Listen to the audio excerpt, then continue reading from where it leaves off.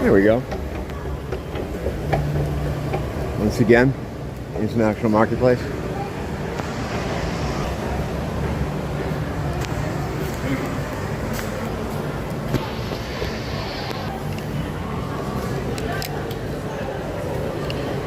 Did a video yesterday about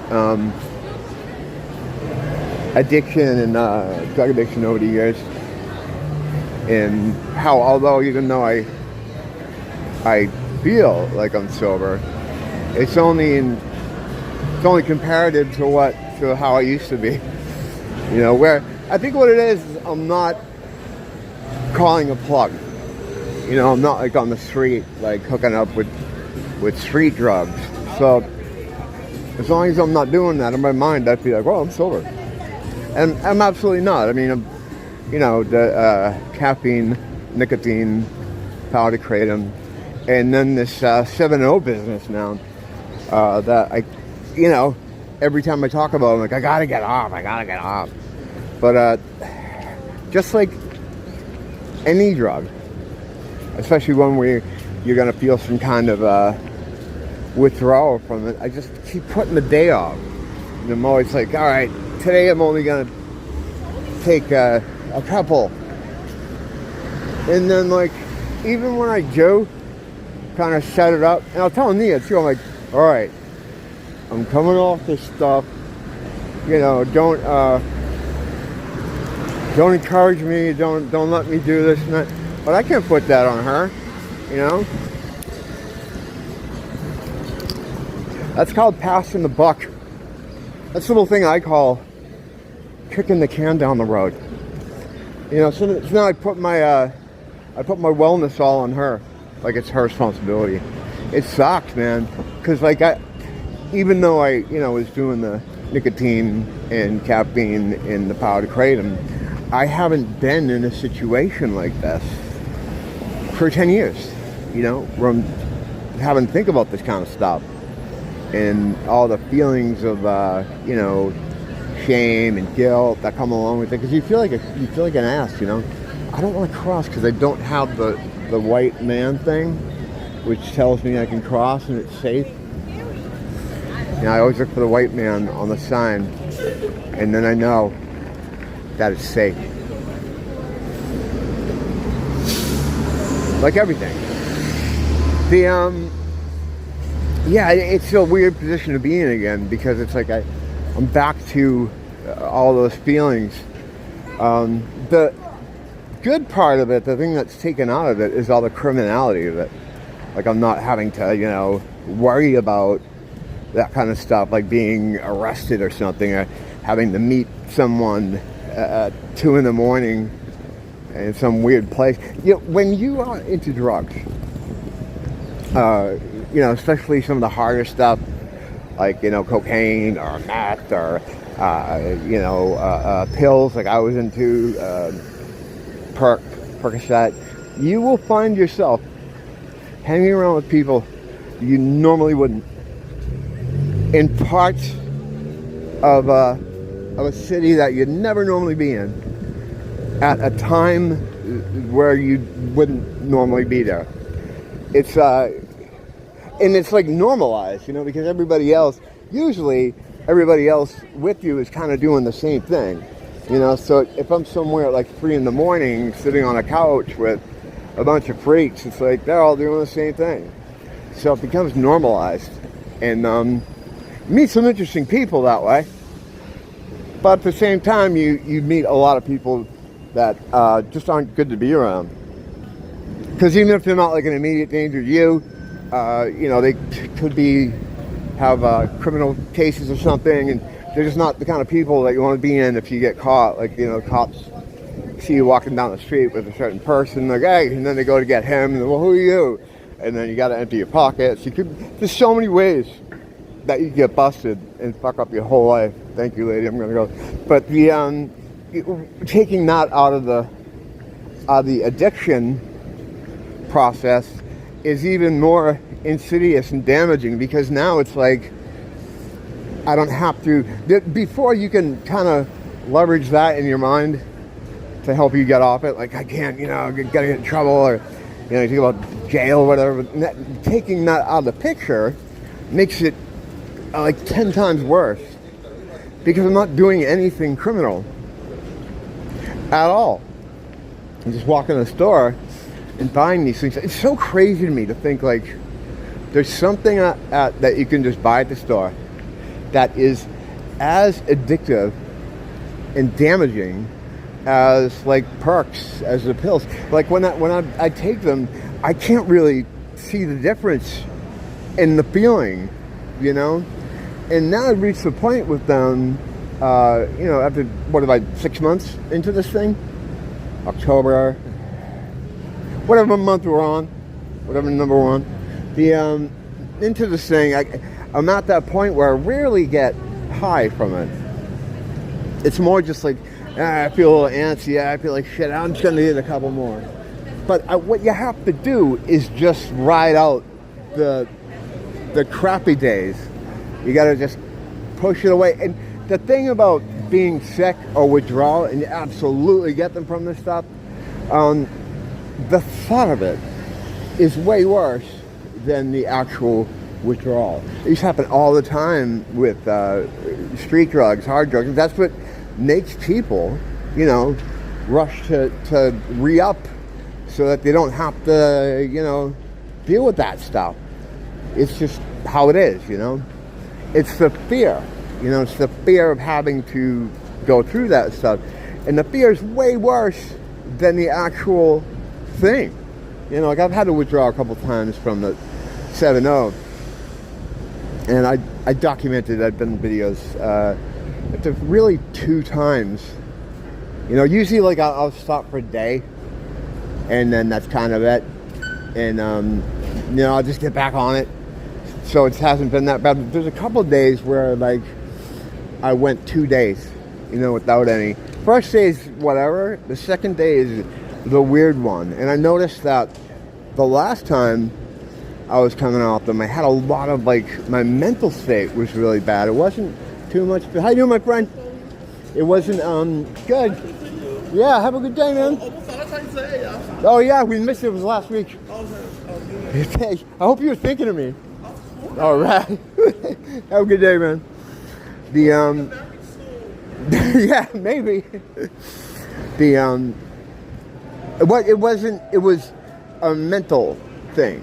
Like, I was having really weird kind of depressive kind of thoughts, like worries about the future, just stuff that I don't normally think about, were kind of creeping in. And there were points of real physical kind of heebie-jeebies, like where it was like it would get really bad and feel really weird for like 5 minutes, and it would kind of pass. But I just got to go through that and just stop this. It's tell you though, man, it's hard, because the store is right there, and I don't have to go out of my way. It's at the end of my street, and I've got money in my pocket. But if I have money in my pocket to spend, I said before, we got to keep a really tight leash on what's going out the door, because money disappears here very quickly, because things are so expensive, I got my eye on my neighborhood. Always looking around neighborhood. Yeah, you'd never see like that before, ever. There wasn't that many people from that part of the world here at one time, ever. You see them on, like, maybe with tourists, a handful of them lived here, a couple were homeless. You just see a gang of kids like that. There was one in front of the Target, too, that I just went into. It's just such a weird sight. Whatever, I'm not going to dwell on that. It is what it is. You just have to protect yourself, just be aware. Situational awareness is fucking key. I let my situational awareness atrophy. Because, like, for 10 years, I was not, anywhere near that situation. Before I moved here, I was living up in a house in New Hampshire. Yeah, you got to do stuff like that.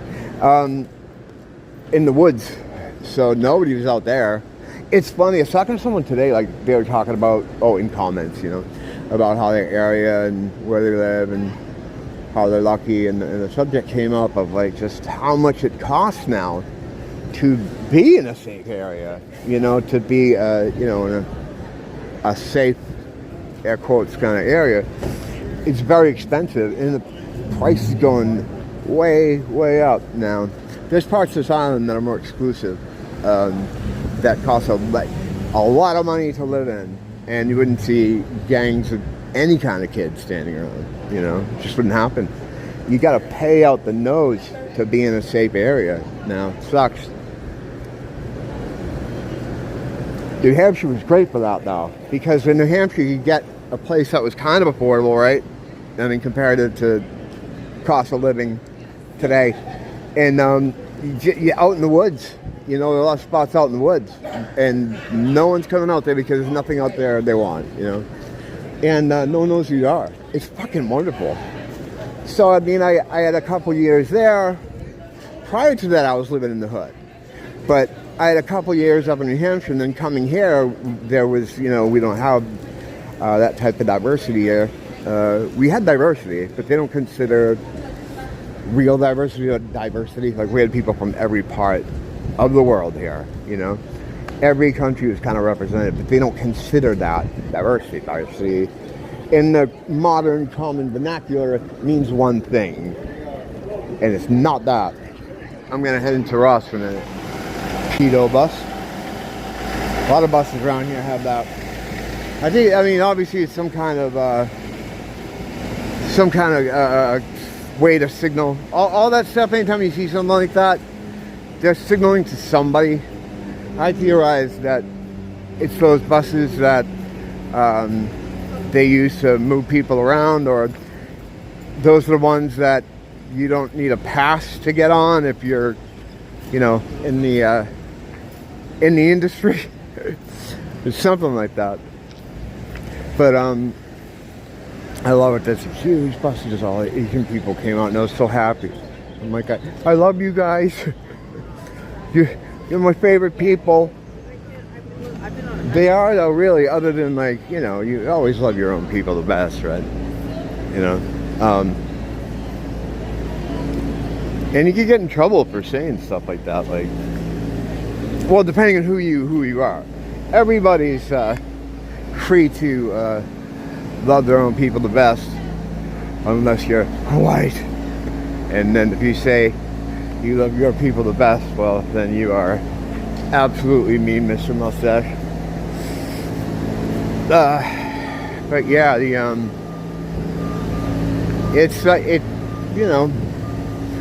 I hate to talk about racial stuff. It's not anything good for me to do, because if anything, it gets me in trouble. But once again, I'm out in my neighborhood trying to just talk about something else, and I'm a noticer, so I notice these things. A lot of people are here today from Monday. We've been having, like, I guess, a lot of fog coming over from Big Island, which is like a volcano fog.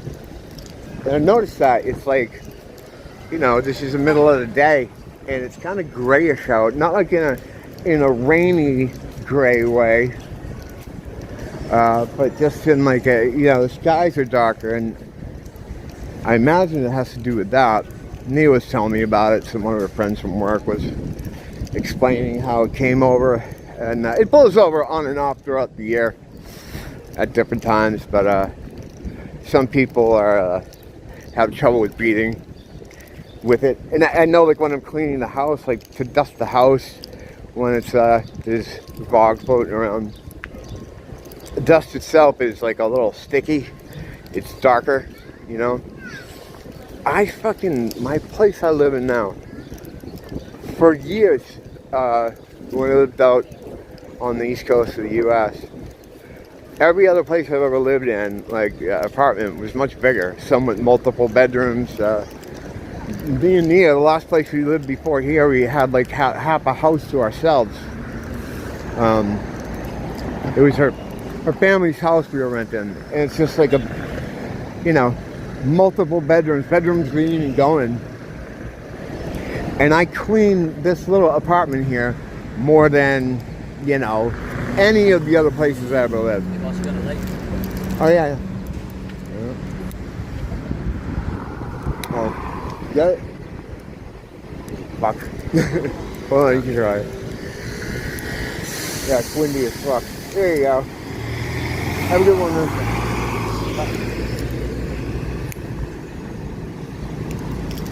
Yeah, so this one here, it's tiny. I mean, you've seen it up in the back cave. Which is fine because I don't, even when we used to have bigger places, you know, we still stay in a similar area. Like I was talking about the New Hampshire place earlier. We had bedrooms we didn't go in. There's just nothing in there. We use them for storage. You know, because once I'm in my home, I'm very stationary. You know, on the phone. And back then it was computer. You know, and Mia's the same way. She just chills out, watches TV or something. Not TV, but like, you know, shows, Korean drama on her phone. You know, and it's cool. We don't need that much space, but here, everything gets so dusty so quick. I think the problem is, though, is like we're basically kind of outside. Our place isn't really like indoors. Like I've seen other places here, you know, friends' places where you go into a building and you're indoors and there's hallways and, you know, go into your room. Here it's like the hallway we open up the apartment into is outside. And, you know, we always like to keep the door open. Is this fucking interesting? No. This is fucking bullshit. What the fuck am I talking about? Who cares? What's going on with you? No, I was looking today, what I wanted to talk about was this rapidly progressing AI situation. Like I was looking at a picture on X where they took a picture of these couple guys that were just standing together in like a photo, and the AI makes them make out. Like they just stop and like it brings photos to life, and it makes the subject of those photos do different stuff, whatever you want with the prompt. What does this do for the blackmail industry?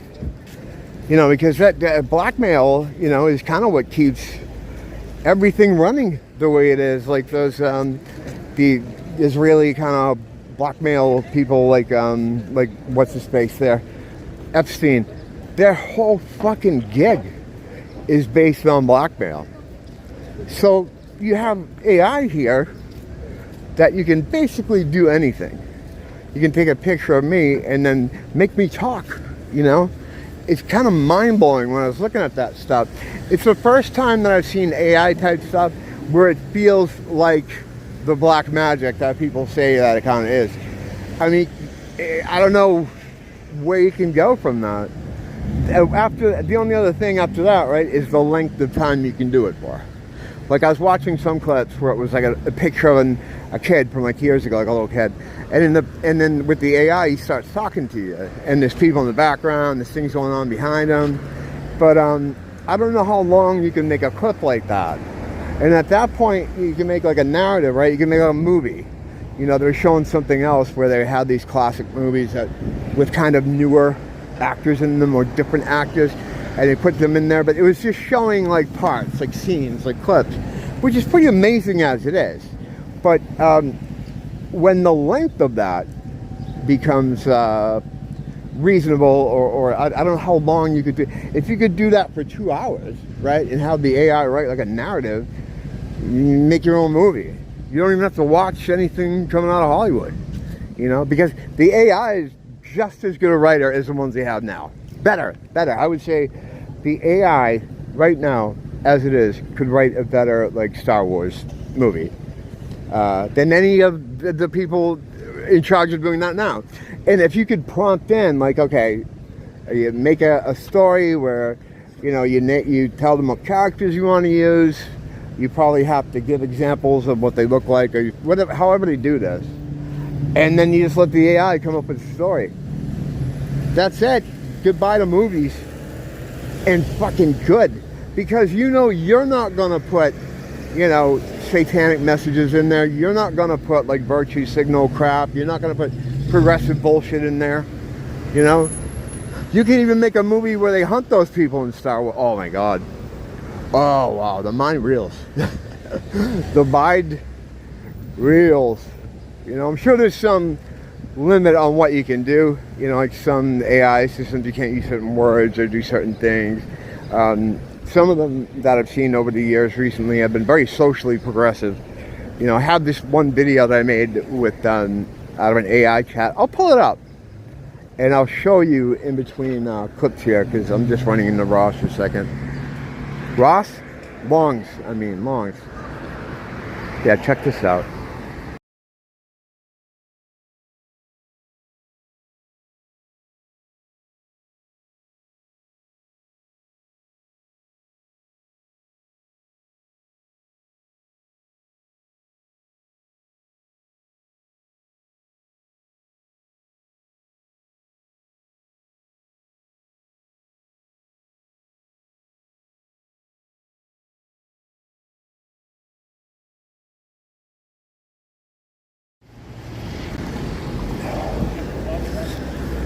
Just saw some dude get one of my street informants.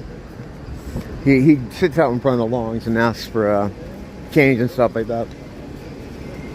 All I had was cigarettes, because I have been doing everything by card today. And there was a guy, after I left him, there was this gang, because it would have been a group. If it was Asian kids, it would have been a group, but because they were black kids, it was a gang. There's a gang of black kids walking by him, and one of them gives him a bag of weed. You know, it wasn't a big bag. It looked like there was just some shake, whatever he had in it. I'm like, oh, that's nice. You don't see that too often. But man, did they stink of weed. Oh my God. I was crossing the street and I could still smell it. You get that smell a lot out here, though. I've often said it's the 3 P's in this area: piss, palmaria, and pot. But I was hanging over and I'm like, they must have just like smoked up. But that was crazy. A homeless guy gave me weed one time. This guy Dan, I know, that I used to see all the time, who used to kind of sleep in my neighborhood a long time ago. I used to party with him. I remember one time he got out of the hospital. He had a neck injury because another homeless guy in the neighborhood dropped a rock on him while he was sleeping. Fuck, hang on. Why won't this fucking light? I'm so...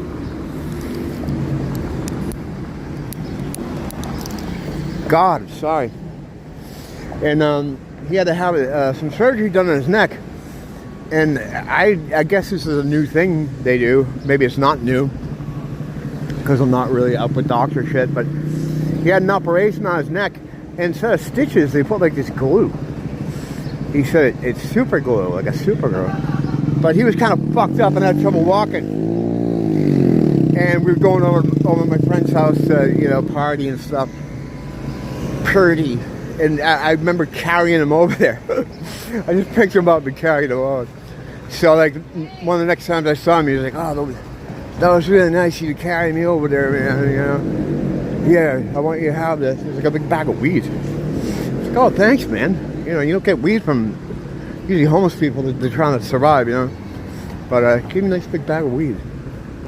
The thing is, like, there are, you know, I talk about homeless people and some of the shit they do and what a pain in the ass some of them are.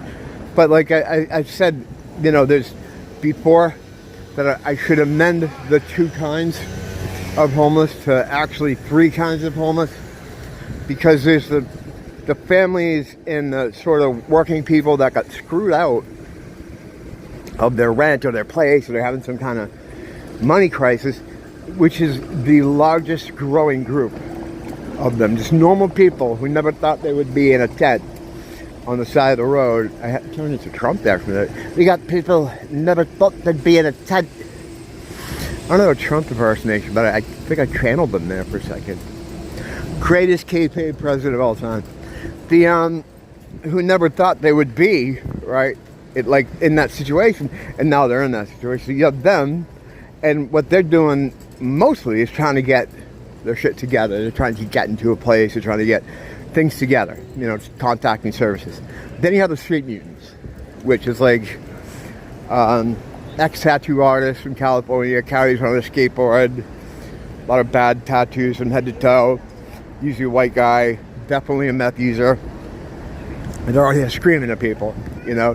And in the street mutant category, you have those guys, and then you also have the guys that look like a cartoon bomb just blew up in front of them. Or you have guys like that black dude I call Bruce Banner, because his clothes look like he just changed back from the Hulk. And you have people like that are screaming out.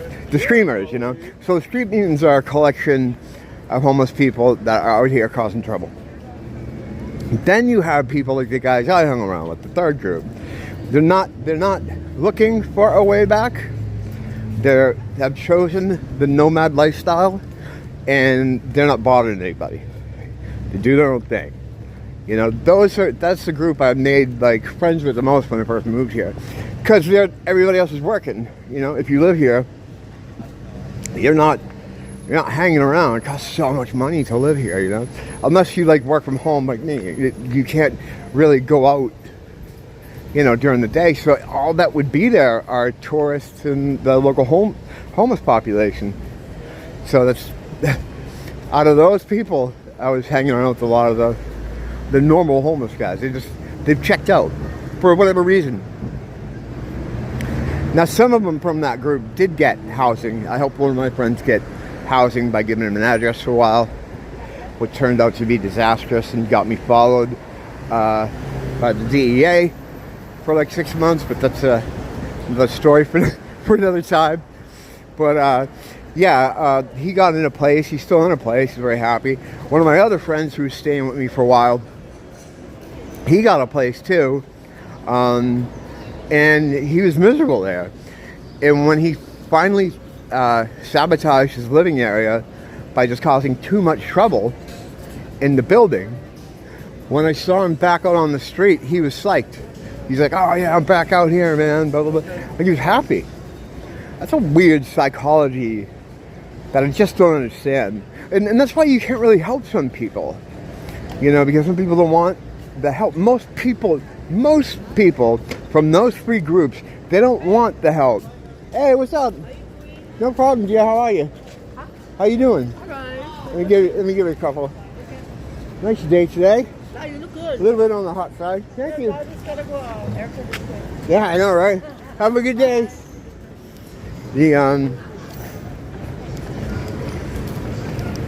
They're just like, they've checked out that the guys I knew for various reasons, you know.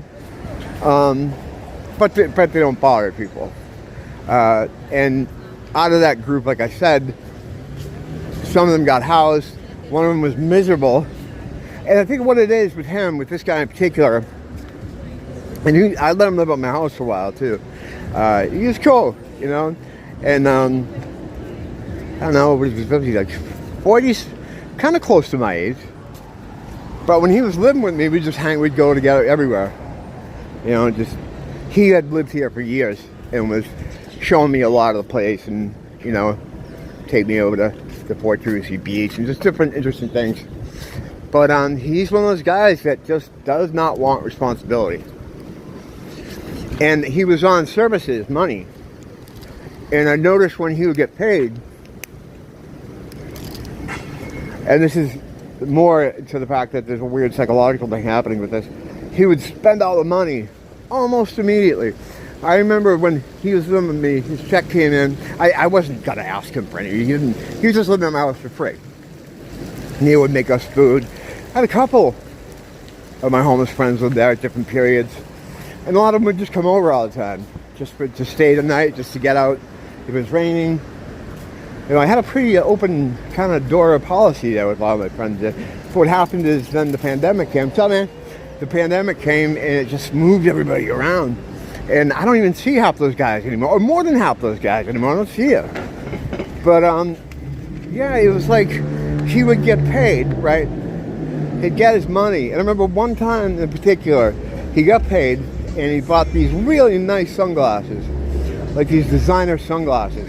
I'm just trying to find the place that's in between them both, that is the furthest from both of them. I think right here's a good spot.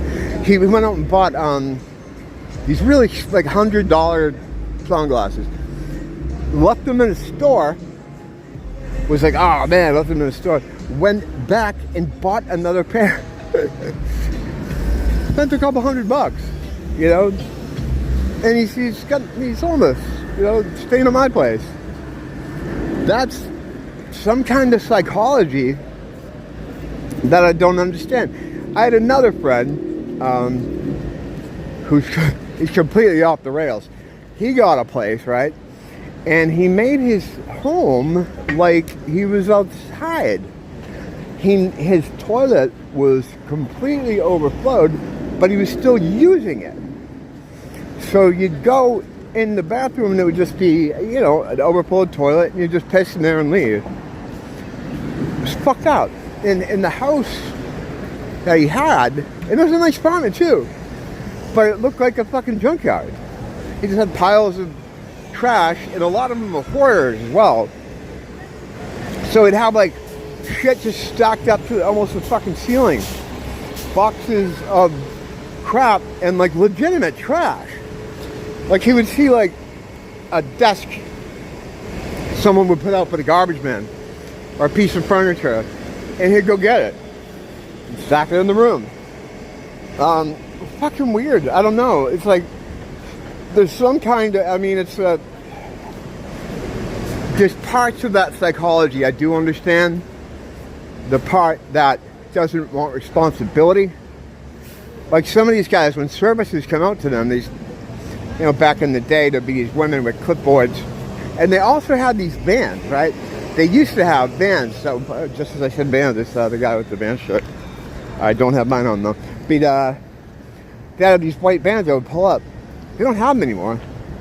But they were all over the place, all over Chinatown, and they had like supplies, medical supplies for free, water for free, new needles for free, just all stuff that homeless people need.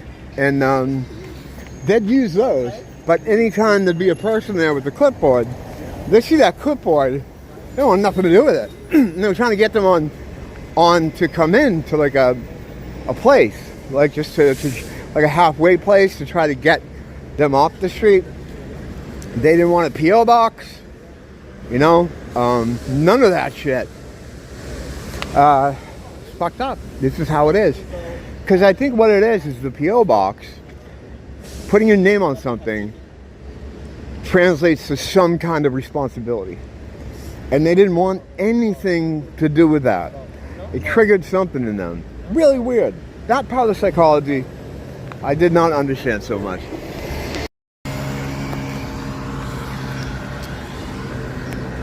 On the way home,